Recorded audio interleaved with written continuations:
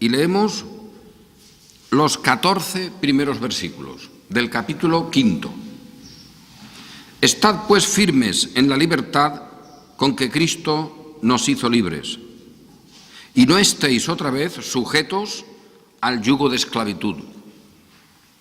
He aquí, yo Pablo os digo que si os circuncidáis, de nada os aprovechará Cristo. Y otra vez testifico a todo hombre que se circuncida, que está obligado a guardar toda la ley. De Cristo os desligasteis los que por la ley os justificáis. De la gracia habéis caído. Porque toda la ley en esta sola palabra se cumple: amarás a tu prójimo como a ti mismo. Amén. Seguimos con esta consideración que nos trae sencillamente delante de nosotros, renovadamente, la obra del Redentor. Y en esa obra estamos plenos y completos y tenemos la esperanza plena. Hemos sido llamados a esa esperanza, justificados por la fe, en la misericordia del Señor, pues hemos alcanzado la esperanza. Y esta es la esperanza que tenemos en Cristo. Y el apóstol le dice a los Gálatas: vosotros, por la manera como estáis planteando la cuestión, os estáis desligando de Cristo, por lo tanto no tenéis esperanza. Vosotros queréis montar una estructura, un modelo de evangelio en el cual el hombre asegure su esperanza.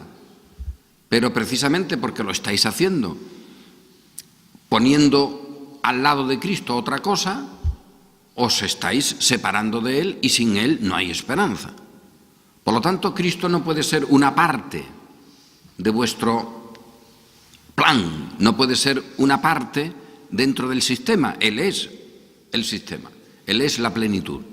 Y esto es lo que la enseñanza de Pablo pues tiene que ver también con nosotros, aunque no tengamos exactamente la misma circunstancia que los Gálatas, porque ellos tenían allí una presión por algunos profetas o maestros que habían acudido, procedentes de Jerusalén, muchos de ellos, que eso también es un dato para contemplar cómo la iglesia en Jerusalén fue una iglesia muy mezclada, una iglesia que al final no podemos decir nunca: mira, la iglesia en tal sitio es una iglesia a la que hay que acudir, allí está todo perfecto, eso es un elemento donde la verdad surge por sí misma, aquello es como una especie de oasis donde está la verdad. No hay ninguna iglesia de esa manera. El apóstol habla de creyentes en algunas congregaciones, por ejemplo, en la ciudad de Tesalónica, pues él escribe allí 2 cartas a aquellos creyentes y los alaba y dice: pues mira, habéis funcionado muy bien, habéis recibido la palabra en medio de gran oposición y sin embargo,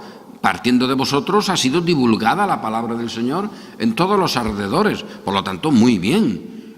En otros lugares pues también, pero nunca el apóstol se le ocurre decir: vamos a ver, el problema de las iglesias es un problema porque no acuden a una determinada en la cual allí se arreglan muy bien las cosas y se sabe solucionar todo. Esa iglesia podría haber sido, de haber una, la de Jerusalén, porque la iglesia en Jerusalén pues contaba, que no es poco, claro, con la propia historia de la vida del Señor. Nosotros podemos tener, o una iglesia puede tener, los evangelios que cuentan esa historia, pero la iglesia en Jerusalén, los que allí estaban, muchos de ellos habían sido testigos de esa obra del Señor, de ese ministerio. Muchos habían sido también testigos de la crucifixión, de todo ese juicio que se hizo falsificando cosas por parte de los judíos, testigos de la resurrección, porque a ver, cuando el Señor resucitó se presentó a muchos testigos, pero ¿dónde? Pues en Jerusalén. No se presentó en otros lugares, en Jerusalén. Por lo tanto, los creyentes en Jerusalén, muchos de ellos habían sido testigos de ver al Señor resucitado antes de ascender. Aquel tiempo en el cual el Señor pues vive allí con su pueblo y se presenta a algunos de una manera extraordinaria, ciertamente, pero allí había creyentes que habían visto al Señor resucitado. Eso es una gran cosa. Por lo tanto, si uno dice, oye, vamos a ver, ¿qué iglesia es la iglesia local que puede tener toda la verdad, que puede estar sin una falta, la que tuviera todos los ingredientes que uno puede imaginar? Porque pensad, hay gente hoy que dice, bueno, si la iglesia pudiera hacer milagros, pues entonces la gente se convertiría. Eso es mentira, eso es falso, ya lo sabemos. Pero imaginad que alguien dijera, no, pero nosotros vamos a tener algo más, no solo milagros, vamos a tener a Cristo, no a los apóstoles, a esos también. No, nosotros vamos a tener a los apóstoles que estaban por allí, pero vamos a tener a Cristo resucitado. Después de él resucitar, él va a vivir por aquí con nosotros y va a ser testigo mucha gente de su presencia.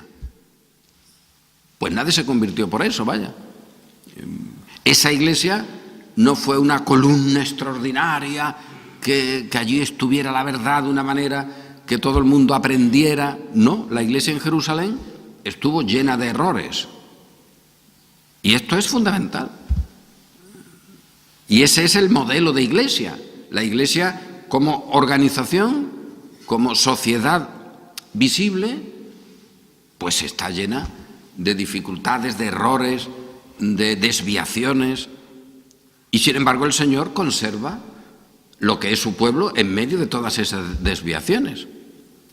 La iglesia de Jerusalén no deja de ser iglesia cristiana por el hecho de no funcionar adecuadamente. Y no funcionó adecuadamente. Había allí muchos apóstoles, ya digo, lo mejor de lo mejor, testigos incluso, gente que había visto al Señor resucitado, milagros, testigos de la obra del Señor, de su ministerio. Muchos seguramente estarían en aquellas circunstancias que el Señor hizo, muchísimas, algunas de las cuales se narran en los evangelios. Aquellos milagros que el Señor hizo, pues, oye, hemos de pensar que algunos creyentes de la iglesia en Jerusalén, los que se convierten después, habían sido testigos de aquello. ¿Y esa iglesia qué pasa con ella? Pues es una iglesia mezclada, es una iglesia que no se aclara en doctrinas, que no sabe que tiene que predicar el evangelio a todo el mundo, aunque el Señor se lo ha dicho antes de ascender. La iglesia en Jerusalén es una iglesia que sería el modelo de iglesia para que allí estuviera la verdad. Nadie podría luego pretender eso. Y sin embargo es una iglesia que está llena de confusión.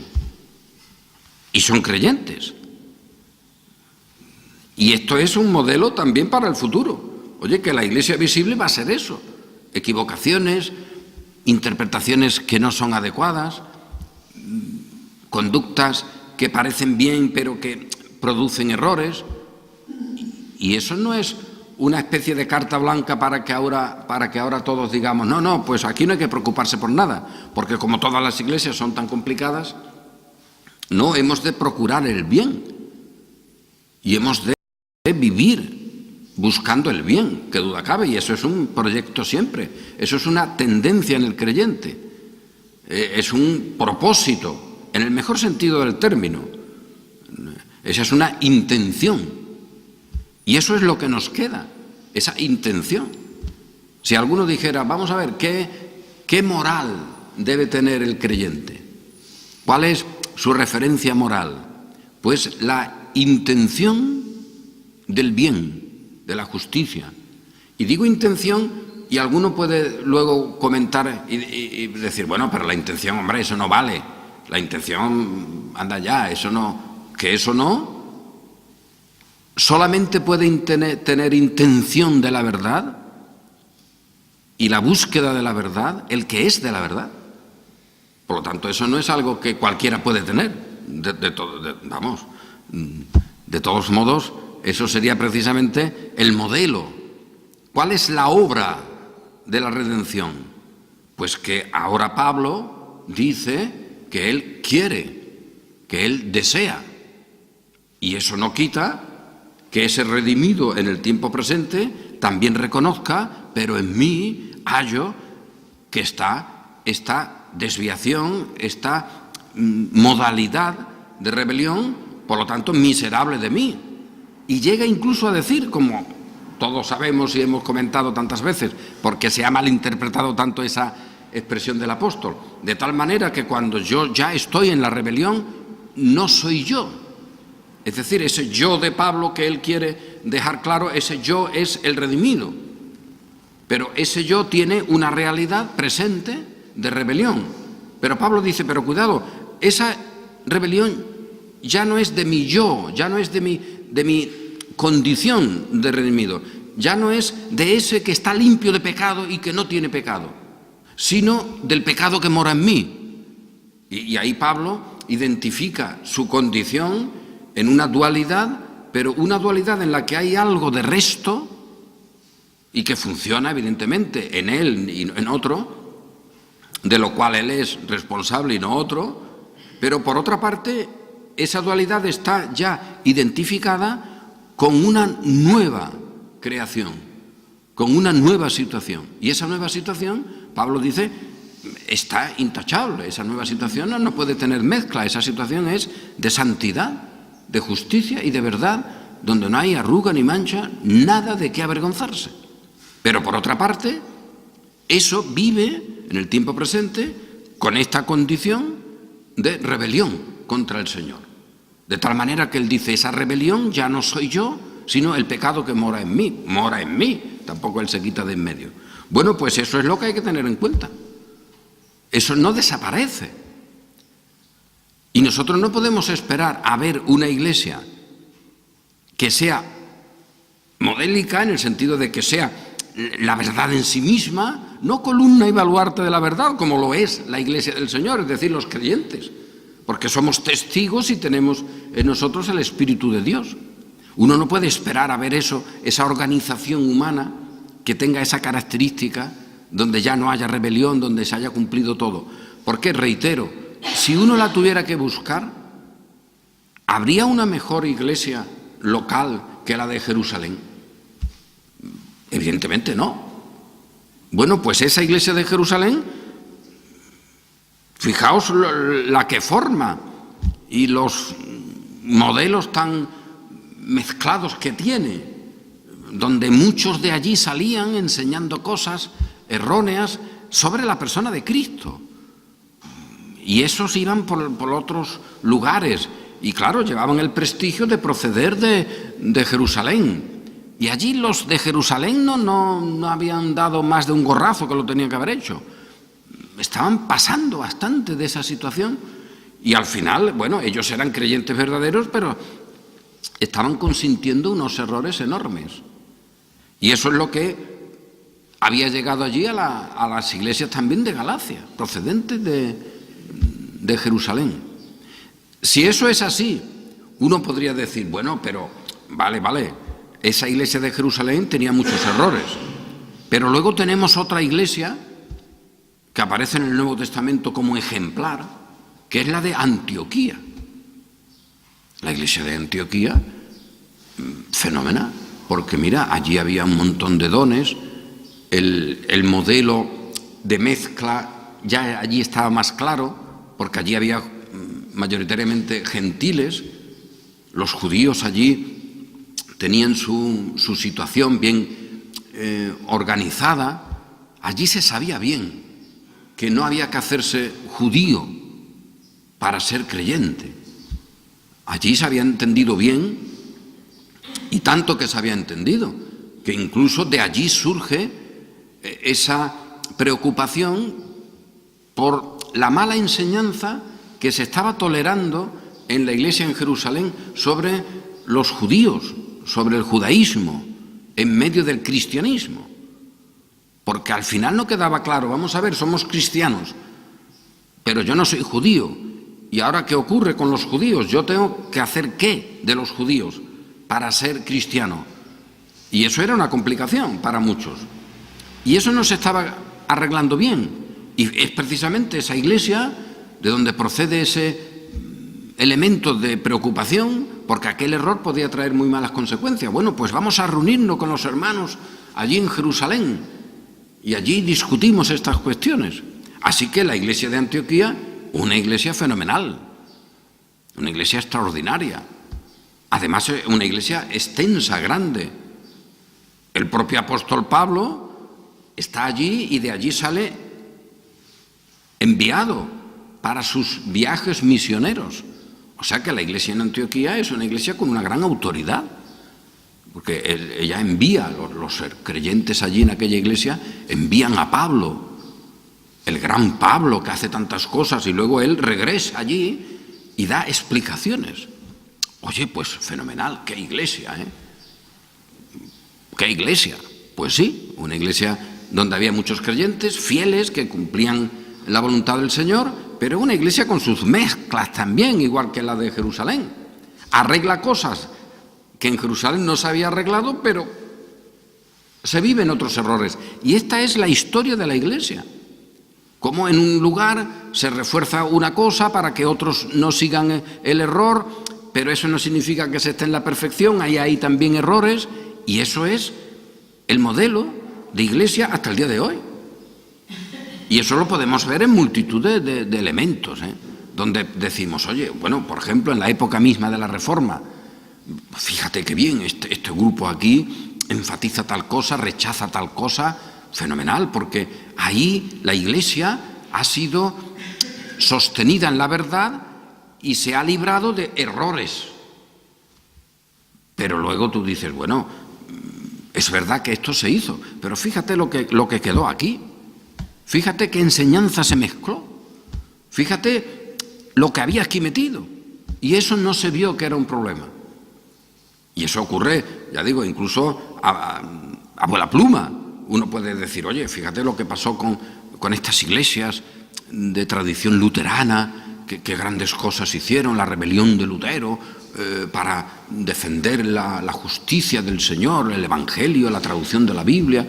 Y luego todo eso se mezcló y se conservó con una idea de la Santa Cena totalmente desastrosa y que produjo una gran división dentro del propio protestantismo, y que ahí no se aclaraban y se peleaban unos por unas cosas sobre la Santa Cena, diciendo, bueno, Cristo no está ahí como la Iglesia de Roma dice, pero está al lado, en realidad es el cuerpo suyo, está por ahí, está al lado de la materia, no se ha convertido, no se ha producido una transustanciación, pero está al lado. Y eso produjo unas situaciones de desastre enormes, hasta el día de hoy. Bueno, pues así funciona. El Señor libera a su iglesia, la arregla con un profeta, y al mismo tiempo, pues quedan en esas situaciones nuevas otras situaciones que no funcionan bien. Y eso pasó con la iglesia de Antioquía, donde, con todo lo bueno que allí se puede ver, y se puede ver en el Nuevo Testamento, al poco, cuidado ahí, vemos que allí había aparecido una doctrina decimos ahora, de los padres de la iglesia, de la tradición, en la que ya se decía que el obispo era esencial para la unidad de la iglesia. Eso uno puede rastrearlo y decir, bueno, pero ¿por qué pasó esto? Vamos a ver, pasó porque, mira, al principio se decía, para que la iglesia viva aquí en el tiempo externo la unidad, el mejor medio, que ya esto es un desastre, pero se decía, el mejor medio es que tengan, donde está la iglesia, donde está la comunidad, que tengan un testimonio de martirio. Porque eso es una cosa extraordinaria. Oye, que en esa iglesia ha habido uno o varios mártires. Cosa extraordinaria, ¿eh? Porque esos tienen el contacto con ese mártir.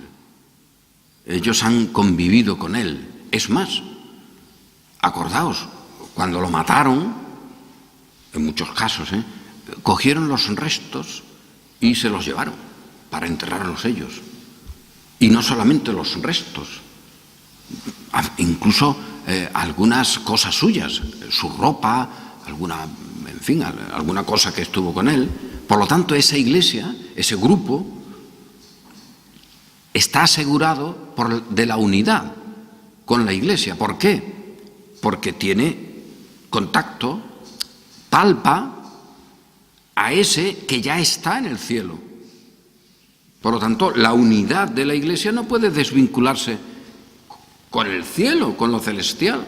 Y se decía, pues, oye, mientras que haya mártires, aquí no hay problema, porque con esos tenemos la seguridad de la unidad. Esto es un desastre, esto no tiene nada que ver con la enseñanza de la Biblia, pero eso ya apareció desde un primer momento. Y eso es un error. Bueno, ¿y cómo se quiso después arreglar el error cuando ya no había mártires, por otra parte? Oye, no hay mártires, ¿y ahora qué hacemos? Bueno, nos quedamos tocando a los que ha habido antes, que eso todavía hay gente que lo pretende, ¿no? Y hay cosas para eso miserables, supersticiosas, pero eso forma parte del papado, por ejemplo. El papado actual tiene eso como su razón de ser, como su esencia. Tú quitas eso y se acabó el papado, por otra parte, ¿eh? Bueno, pues algunos dijeron, no, la unidad ahora, cuidado ahí, que como la busquemos en las reliquias y en los mártires, eso es muy complicado porque no hay tantos, aunque luego hayan dicho que hay por todas partes, no hay tantos, y además eso tampoco está continuando, porque ya las persecuciones se han ido aflojando. Entonces, ¿dónde está la unidad? Y a algunos se le ocurrió decir, bueno, pues en los obispos, en los que tienen la autoridad, ahí está la unidad. Por lo tanto, para tú tener unidad en la iglesia tenías que estar unido al obispo. Ponemos ahí dos rayitas y decimos, eso es igual a papado. Pero no solo eso, ahí va surgiendo el papado, la iglesia de Roma hasta el día de hoy. Y luego, hablando de toda esa unidad, a ver, pero los obispos, no cualquiera, porque vamos a ver, allí en Antioquía hubo algunos muy brillantes, pero también hubo obispos muy extraordinarios en Cartago. A ver, la unidad ahora, ¿qué hacemos? Está con Antioquía, una iglesia extraordinaria, hay que decirlo, pero con muchas mezclas ya, o con Cartago. Porque fíjate, además, los obispos de Antioquía, algunos han sido gente valiosa, que incluso han muerto por la fe, pero los de Cartago, esos son intachables, son firmísimos. ¡Qué enseñanza más clara! No han consentido admitir como cristiano al que se hubiera aflojado un poco, al que se hubiera rendido un poco en la persecución. A esos ya ni agua. ¡Qué tíos! Esos obispos allí en Cartago. Y luego otro podría decir, bueno, vale, pero se han pasado un poco. Tenemos los de Constantinopla. Esa es una iglesia extraordinaria también, que allí hay cosas muy interesantes. ¿Tú sabes quién ha escrito allí? Allí ha escrito fulano. Y mira, y en aquel otro lugar tenemos a otro que es extraordinario. ¿Tú sabes ese lo que ha escrito sobre la persona de Cristo, sobre la Trinidad? Ese es un maestro. A ver, entonces, ¿qué iglesia es la que va a proporcionar la unidad? Pues ya tenemos ahí a la iglesia de Roma, unos cuantos de siglos, y de inmediato el obispo de Roma empieza a sacar cuentas, y al principio, durante siglos, Roma era nada, pero luego, por circunstancias diversas, hay que ver, el obispo de Roma, la unidad en los obispos, pero no en cualquiera, la unidad en el obispo de Roma. Y ese era su prestigio. Y eso se lo fue fabricando, dicho sea de paso, hasta el día de hoy. Hasta el día de hoy. Bueno, pues, ¿qué se indica con eso? Que la Iglesia tenía sus situaciones y sus multitudes de errores hasta el día de hoy. Y ahora seguiremos diciendo lo mismo. Y esa es la realidad. Por lo tanto, lo que había pasado y lo que estaba pasando en las iglesias de Galacia, eso es lo que es la historia de la Iglesia, también hasta nuestro presente. Y esto hay que tenerlo en cuenta. Oye, ¿y con esto qué nos queda? Pues nos queda la esperanza cierta, la salvación irrenunciable, no se puede perder. La Iglesia del Señor, que es santa, pura, sin mancha, y que eso es cada uno de nosotros. Y como decimos hasta la saciedad, y lo somos ya. ¿Y luego qué? Un pequeño desastre. Porque alguno puede sacar una bandera y decir, alto ahí, cuidado, que yo soy de Antioquía. Ustedes sabéis lo que hay ahí, hombre. ¿Qué organización? Cómo hemos cuidado la evangelización. Y es verdad, hermano. Pero fíjate, el pie cómo lo llevas, atrapado en una cadena que pone unidad basada en los obispos. Y no te das cuenta. Y el otro te dirá, bueno, nosotros ahora la unidad no basada en eso, sino en la fidelidad, en la persecución, esos son los buenos. Los obispos que han doblado la rodilla en la persecución, esos no son motivo de unidad, sino los que han derramado la sangre, vale, y otros de una manera y otros de otra, hasta que llega la Iglesia de Roma, toda una mezcla. Y así es lo que tenemos. Y si uno mira épocas como la de la Reforma, eso es evidente. Cosas extraordinarias que el Señor hace con su pueblo para conservarlo en la fe, para liberarlo, pero al mismo tiempo cosas que se quedan ahí donde uno no puede decir, mira, tú ves esto o tú ves esta iglesia. Algunos quisieron ver una iglesia así en Ginebra, que va, de ninguna manera. Eso era una mezcla de todo, donde había cosas muy excelentes y otras ruinosas, o alguna otra localidad, incluso regiones más extensas. Pues ahí hay una ruina extraordinaria. Y no pasa nada, y el problema es que se pretenda que eso es un problema para la Iglesia. Claro que es, en un sentido genérico, y uno quisiera no tener esos errores, pero no puedes buscar la exactitud, lo justo, la esperanza en ese modelo visible. Y ese es uno de los errores graves que también en el campo más o menos evangélico, reformado, pues se ha sostenido hasta el día de hoy. Y ese es uno de sus elementos de tropiezo, de falta de firmeza, de falta de palabra que diga al final que no, que es solo Cristo, que eso no es una frase, que eso no es un eslogan, es que eso es así. Pero eso, ¿cuántas veces habremos de decirlo? Parece que deja a la Iglesia visible sin algo que ofrecer, sin nada. ¿Cómo que no? Pablo dice, mira, el amor, la búsqueda de la edificación, haced todo para edificación. Pues ese elemento está en la Iglesia y en los creyentes.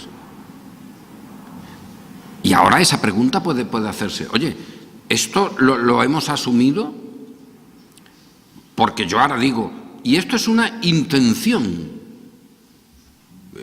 Hay un profesor que escribió una vez que este modelo de ética cristiana sería haciendo un poco de juego con otros libros famosos de la cultura y de la filosofía europea. Dice, esto sería una ética de la intención pura, haciendo, ya digo, un juego de palabras con otras obras famosas que hay de la filosofía, del pensamiento europeo. Y alguno, dije antes, de inmediato te puedes saltar y decir, bueno, vete por ahí, ¿tú qué me estás hablando? ¿De intención? No, aquí cosas firmes, aquí obras. Amigo mío, tú no sabes de qué va el asunto. La intención pura, esa solo se da en el puro, en el que ha sido regenerado.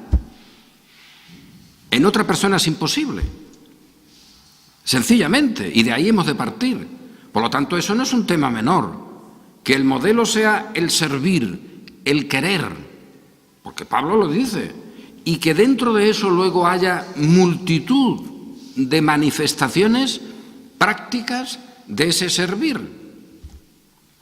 El jueves mismo estábamos leyendo un capítulo final de la primera carta a los Corintios, precisamente en este contexto. Oye, ¿ahora qué hacemos? Pues ahí está el apóstol Pablo diciéndole a la iglesia, mirad, cada primer día de la semana, cada uno como haya prosperado, que guarde algo, que lo reserve, para que luego cuando vayan otros a recoger allí esos donativos, pues pueda estar todo preparado. Que conforme hayan prosperado, fijaos qué término, no con esto, no con esta regla, no con aquella otra, conforme hayan prosperado, Dios ama al dador alegre. ¿Qué vamos a hacer? Pues por ahí va el asunto. Y que luego, si os parece bien, decía él, yo iré con los que vosotros establezcáis por carta. Asombroso. ¿Eso qué es? ¿Eso es una ley escrita en algún sitio? ¿Eso es un código de santidad? No, eso es el querer hacer el bien. Y hacerlo, pues, dependiendo de la circunstancia que estaba allí. El apóstol, fijaos lo que dice. Y lo dice él. Aquella iglesia, mirad, a la iglesia de Corinto, que era una iglesia desastrosa, como sabemos, una iglesia con unas divisiones, con unas cosas rarísimas, ni la Santa Cena celebraban bien, pues él le dice a esa iglesia, porque la sigue considerando iglesia, porque los creyentes, ay de nosotros si se nos dejase de considerar iglesia por aspectos como pasaban en Corinto, en Jerusalén, en Antioquía o en el primer momento en Roma. Pues mirad, vosotros decidid a los que queréis que se les den estos bienes para que lo lleven, y si os parece bien, yo mismo iré con ellos, pero vosotros me lo tenéis que decir. Eso es lo que está diciendo el apóstol Pablo. Y cuando yo vaya allí a vosotros, que no sé si iré de este mes o el otro, no tengo muy claro, pues ¿por qué? Porque no lo tenía muy claro. Vosotros me encamináis a fulano, a cetano, encaminadme a fulanito, dadle lo propio para que vaya el hombre a hacer su trabajo misionero. ¿Eso qué es? Pues eso es el sentido común. Esa es la vida de la iglesia. Y ahí está la iglesia, están los pastores, están, en el caso del apóstol, los apóstoles, está la autoridad de la iglesia que encarga a unos para que estos lleven el donativo.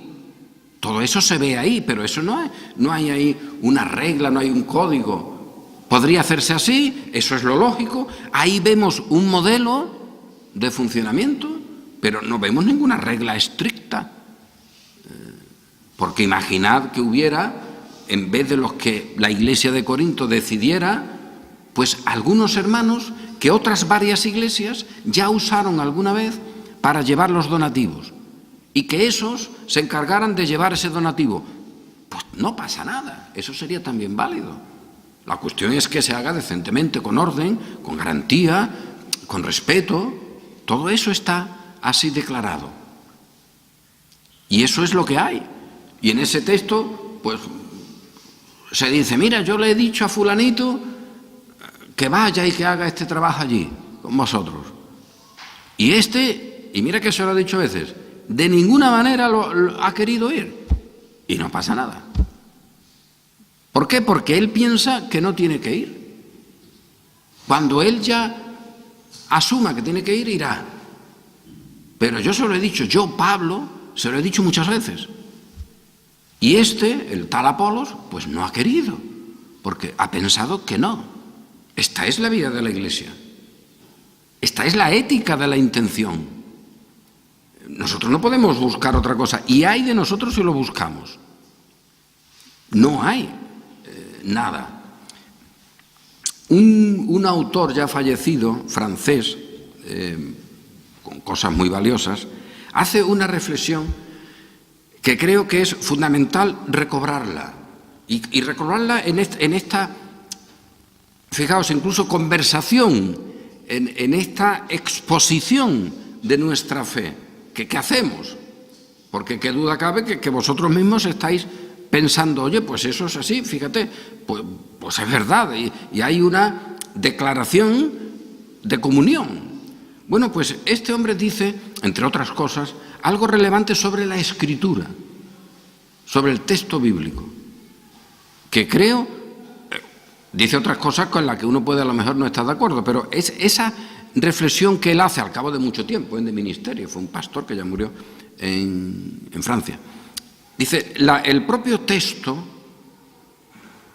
al cual él respeta y es un defensor del texto bíblico y de la autoridad de la Biblia. Pero cuidado, una autoridad de la Biblia, y ya no lo digo yo por él, sino por todos nosotros, que hemos de verla no en una frase. La Biblia es inspirada, no sé cuánto. No, cuidado ahí. Esa frase te la puede decir cualquiera. Sino la Biblia como autoridad, como algo que está ahí y me atañe, como ley en ese sentido, como algo que es mío y que yo me relaciono con ella. Esa escritura, esa Biblia, que oye, tiene un libro, Génesis, y tiene otro final, Apocalipsis, pero hay siglos. Hay multitud de tiempo y de circunstancias. Por lo tanto, oye, yo la reconozco como palabra, pero cuidado, vamos a verla como me viene, como es. Y este hombre hace esa afirmación de que la palabra o la escritura es la palabra del pacto, lo cual tampoco descubre nada, porque incluso la propia escritura se llama a sí mismo como la escritura del pacto. Y esa realidad de pacto, de alianza del Señor con su pueblo es fundamental. Y él dice, y creo que eso es valioso y que debe retomarse, entendemos la palabra relacionada con el pacto que Dios hace con nosotros, no independientemente. Y por otra parte, el pacto, la alianza, es decir, la relación que Dios tiene con nosotros, la vivimos, la conocemos por la Escritura. Hay una vinculación y eso es esencial, porque con esa vinculación con la Escritura nos podemos desvincular de los que con sus tradiciones han negado la Escritura. Y esos que con sus tradiciones han negado la Escritura, cuidado ahí, no lo hicieron para destruirla, así como con un cartel, sino lo hicieron para conservarla y para defenderla. Que los judíos, los ancianos, los escribas, con sus leyes, que dice Cristo, habéis invalidado la ley de Dios. Habéis puesto en otro lugar, ya no está. Pero ellos de ninguna manera asumían eso. Primero porque la tenían toda. Ellos no quitaban un trozo, pero ese todo de la Escritura lo habían hecho según su criterio y su pensamiento. Por lo tanto, ellos eran gente ortodoxa que creía que la Biblia, en este caso el Antiguo Testamento, que es lo que tenían, era la palabra de Dios y que ellos eran los defensores de esa palabra. Y los defensores, además, de la cultura y de lo que se llamaría hoy los valores de esa palabra. Pues ya es un aviso para nosotros. Cristo dice de ellos, habéis invalidado esa palabra. Porque esa palabra no está ajena, no es una materia que está por ahí independiente del propio pacto o alianza que Dios hace con su pueblo con esa palabra.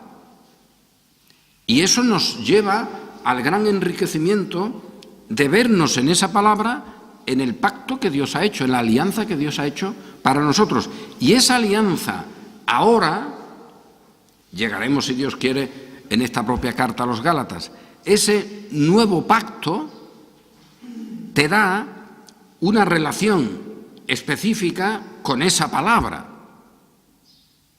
que no te quita nada de ella, pero te la pone en su lugar, como no quita nada de la historia, pero la pone en su lugar.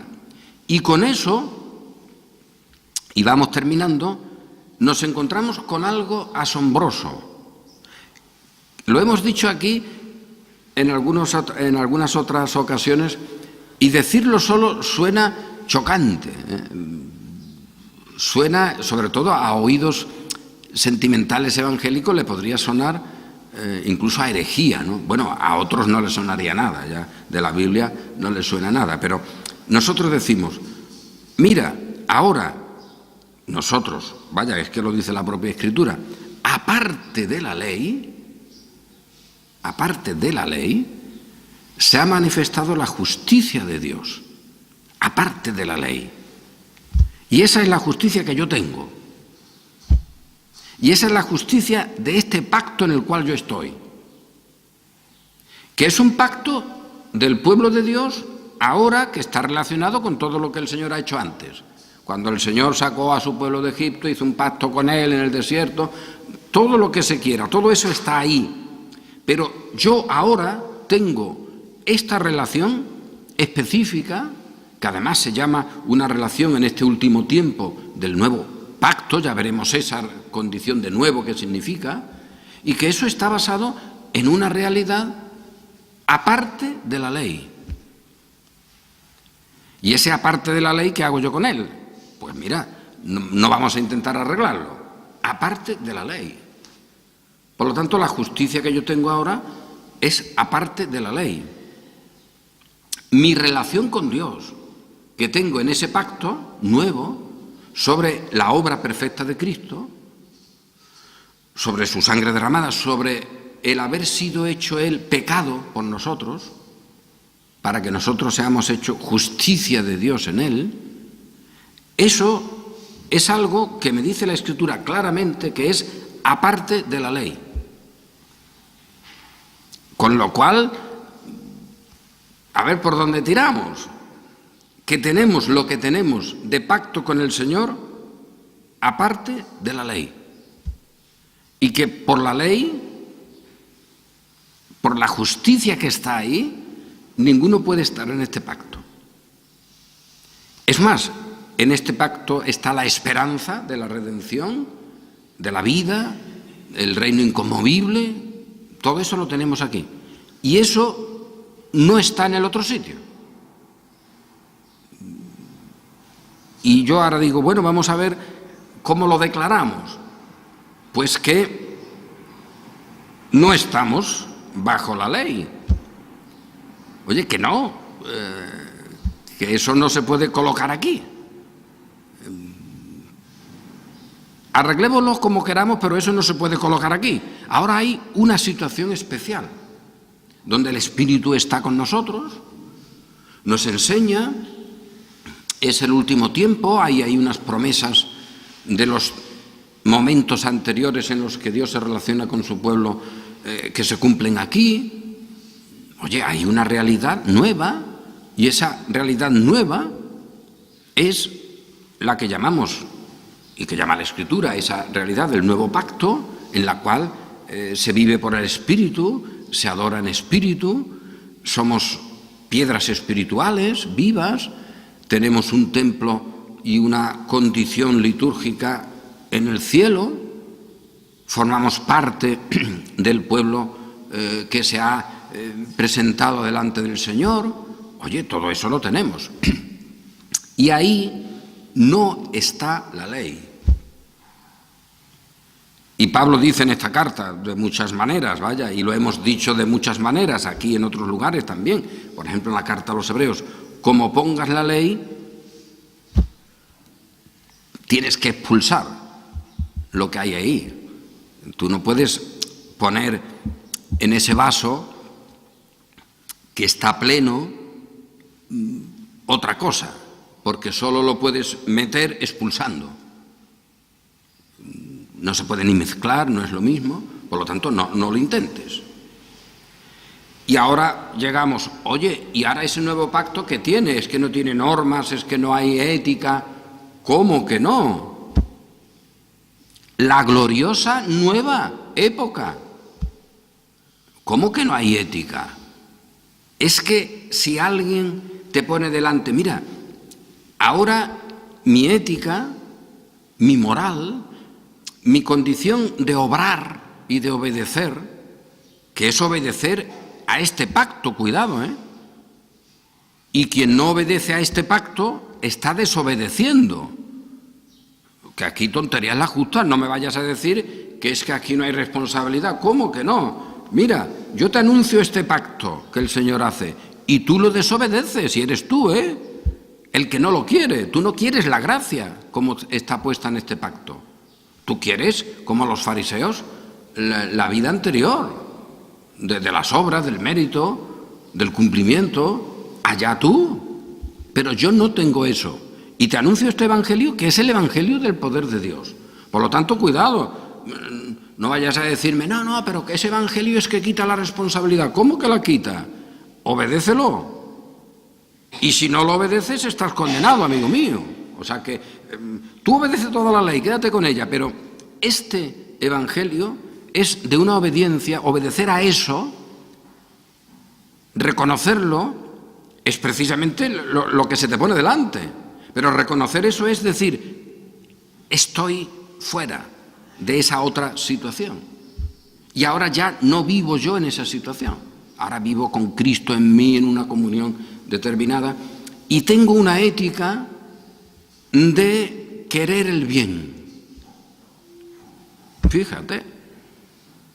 Pero qué tonto. Querer el bien, eso lo hace cualquiera. ¿Cualquiera? ¿Cualquiera dice miserable de mí? Solo el creyente. ¿Cualquiera quiere este evangelio de la gracia? Totalmente contrario a la carne, totalmente contrario al espíritu humano. Cualquiera no. Solo el que ha nacido de nuevo, por el poder de Dios. Por lo tanto, es una ética del nuevo nacimiento.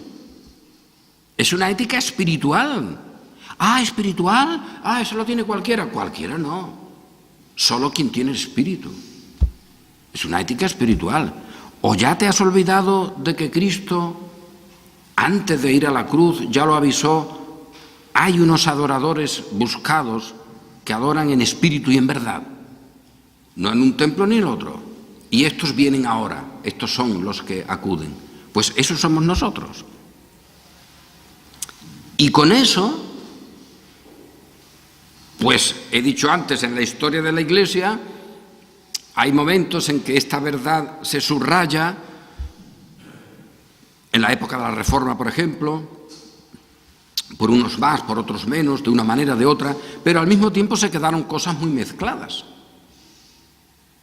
Y una de las mezclas, y ahora ya no solo vamos terminando, sino que termino, y si Dios quiere, pues esto seguirá con nosotros en nuestra reflexión, y una de las mezclas que se quedó ahí pegada y que, bueno, uno puede observarla en multitud de casos, una especie de elemento que se ha quedado ahí enganchado al vestido y que al final lo ves en todos sitios.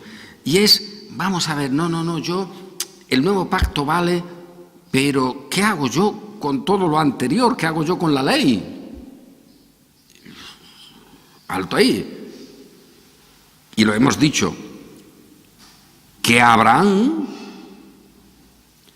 se le dio esa condición suya de padre del pacto, de con él.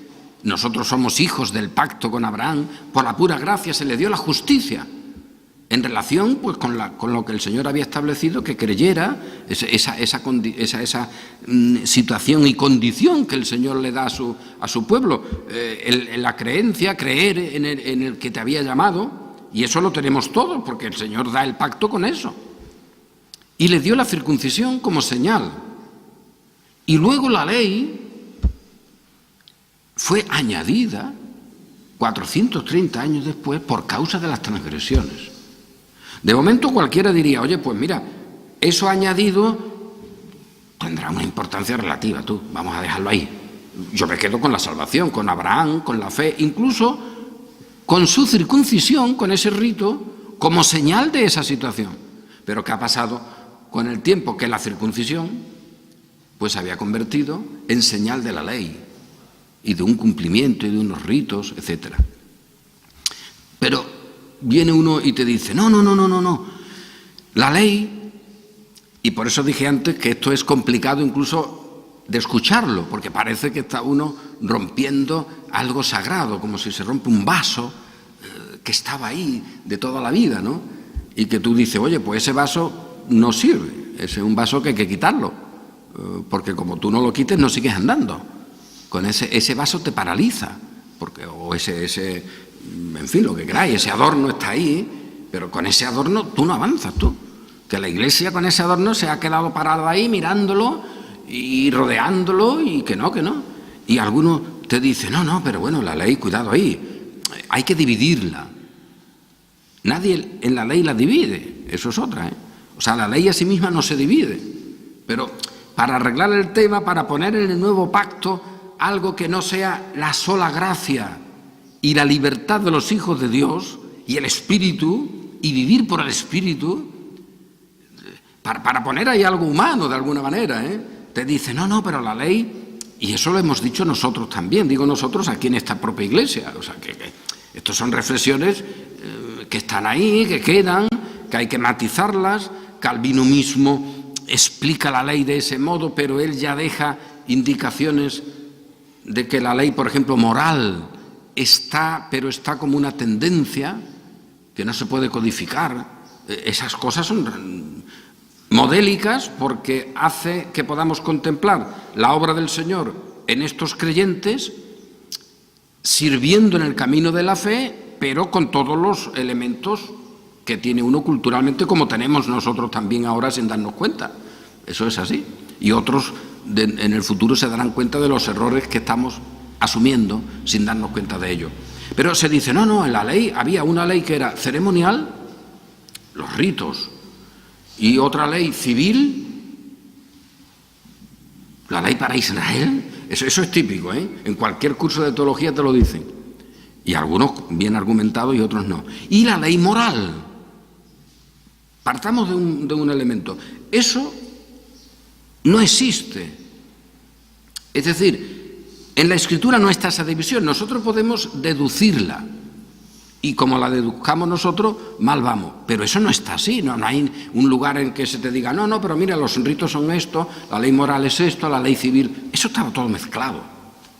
Eso estaba todo mezclado. Y ya he dicho, y esto hay que repetirlo muchas veces, ¿podemos imaginar que Cristo nos haya liberado de la ley y que lo que haya hecho es liberarnos de la ley ceremonial? ¿La ley ceremonial mata a alguien? No mata a nadie. Al contrario, la ley ceremonial era bastante apañada en el sentido de que socialmente te arreglaba. Porque lo que la ley ceremonial hacía era limpiarte de la impureza.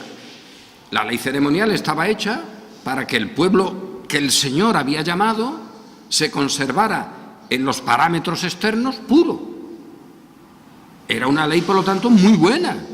Cuidado ahí. La ley ceremonial no era una ley pesada, no era una ley complicada, no, era la ley excepcional para que el pueblo se conservara ritualmente puro. Estaba hecha para que cuando tú, en tu caminar diario, vieras tu impureza por cosas litúrgicas, por cosas de los que fuera, pues tú te limpiabas con la ley ritual. Y eso se cumplía. Cuando tú habías tenido una situación de impureza y hacías el rito pertinente, esa impureza ritual ya desaparecía. Por lo tanto, la ley ritual no era mala. Y decir que Cristo lo que nos ha librado es de la ley ritual, pues bueno, eso es, desde luego, hacer la cruz un trocito de astilla, eso es negar la cruz. ¿Cómo nos va la obra de Cristo librar de la ley ritual? Si la ley ritual era buenísima, para lo que estaba mandada, para conservar purificado ritualmente al pueblo del Señor que Él había llamado. Porque no lo olvidemos, cuántas veces lo hemos dicho aquí, En la ley ritual no hay ritual para el rebelde. El rebelde que se levantaba con puño en alto contra el Señor, ese era cortado de Israel. La ley ritual no era un rito para el rebelde. El rebelde era cortado. Era un ritual para el creyente en su contexto de reconocimiento de su pecado, de su miseria, etc. Y para él era la ley ritual. El rebelde que se levantaba en puño en alto, que así está escrito, contra el Señor, ese no hay rito. Para él no hay rito, ese es cortado de Israel. Por lo tanto, la ley ritual, oye, mala no es, en un sentido, eso no condena a nadie, al contrario, te libraba. Ah, pero lo que queda es la ley moral. ¿Y eso qué es? ¿Eso qué es? A ver, bueno, eso es lo que no era ritual ni era civil. Pues lo liamos bastante. ¿La ley moral qué es? ¿Cómo tienes que comportarte cuando tienes 4 esposas? Porque eso está ahí mandado. ¿Eso qué era ritual? ¿Era civil o era moral? ¿Cómo tenían que heredar los hijos de esas 4 esposas? ¿Eso es moral? ¿Eso es civil o es ritual? Pinta que en lo que se quiere enseñar eso sería moral. ¿Y eso lo conservamos? Nadie diría que lo conservemos, excepto un musulmán, ¿vale? Nadie diría que lo conservemos. ¿Y por qué no lo conservamos? A ver, ¿cómo tienes que tratar al esclavo? La conducta del israelita con el esclavo o la esclava. ¿Eso es ritual? No lo parece, aunque había unos ritos. Por ejemplo, el esclavo que cuando llevaba un tiempo de Israel, en vez de salir, pues se quedaba, pues había que pincharle la oreja en la puerta, etcétera. Bueno, había algún ritual. Pero, ¿cómo comportarte con el esclavo y con la esclava? ¿Eso es civil? Que es raro, ¿eh? ¿Es ritual o es moral? Pinta a moral, ¿eh? Porque se trata de conducta. Oye, ¿y quiénes somos nosotros para quitar eso moral de la ley moral que ahora todavía conservamos? No. No tenemos vida relacionada con la ley. Ahora, aparte de la ley, se ha manifestado la justicia de Dios. Y esta es la que tenemos. ¿Y delante de nosotros qué tenemos? Pues la ética, el anhelo, el talante, la pretensión, la mirada, todas estas cosas que tampoco son muy retóricas, es que eso está puesto en la Escritura. Esa mirada, esa búsqueda, buscar las cosas de arriba, ese anhelar, eso que se puede resumir en lo que Pablo dice: yo quiero hacer el bien. Este querer, y ahora acabamos, no es humano, no es de fábrica humana, no lo puedes hacer con un curso de motivación. Eso es fruto del Espíritu. Y solo lo tiene el que vive en el nuevo pacto, el que ha sido limpio por la sangre de Cristo. Pero eso que nos indica que los que hemos sido limpios por la sangre de Cristo vivimos en una situación de relatividad, de dificultades, que nos necesitamos, con el consejo mutuo, con la oración, con el aviso, con el reproche, con la disciplina, con todo lo que queramos. Pero no podemos traernos un código de una ley que condena y solo condena para tenerlo y que sea como un troquel en el cual meternos nosotros. Y este ha sido, creo, uno de los graves elementos de estorbo en el proceso de lo que fue la Reforma y su continuidad hasta hoy. El que te digan de alguna manera, bueno, ya sí, Cristo te hizo justo y ahí no se puede tocar nada. Pero ahora, ¿te hizo santo? Eso ya lo veremos. Para eso tú tienes que ir arreglándote. Y tu vida cristiana será un arreglarte. No, fijaos, decimos, no puedo ser justo sin ser santo. Así de simple. Y Cristo me ha sido hecho por Dios sabiduría, justificación, santificación y redención. No me vengas con que no tienes ahora que predicar a los creyentes, que estás equivocado. A los creyentes le tienes que predicar muchas cosas de conducta. Si tuviéramos un caso como el de Pablo, diríamos, mirad, hay una situación de calamidad económica en los hermanos de algún sitio, pues cada uno, como haya prosperado, que un día determinado, el primer día de la semana, oye, que lo reserve, que ponga algo aparte, no ni siquiera en una bolsa común, sino que lo ponga aparte y que lo vaya sumando ahí, y que luego cuando haya la ocasión de que tengamos que enviarlo, pues vosotros, los que habéis guardado ese dinero, pues establecéis a algunos hermanos por carta, todo eso aclarado y certificado, y esos se encargarán de llevar todo lo que habéis reunido a los hermanos que están en tal sitio. ¿Podemos nosotros hacer eso? Pues claro. ¿Y eso qué ética es? Pues es la ética del sentido común y para querer hacer el bien. Eso no está escrito en ningún sitio. ¿Qué vamos a hacer? Pues, y quien dice eso, otras cuestiones. Por lo tanto, hay mucho que enseñar, pero no como los fariseos, los escribas y los ancianos enseñaban. Porque ellos, aunque decían creer en la palabra de Dios, la eliminaban con sus tradiciones.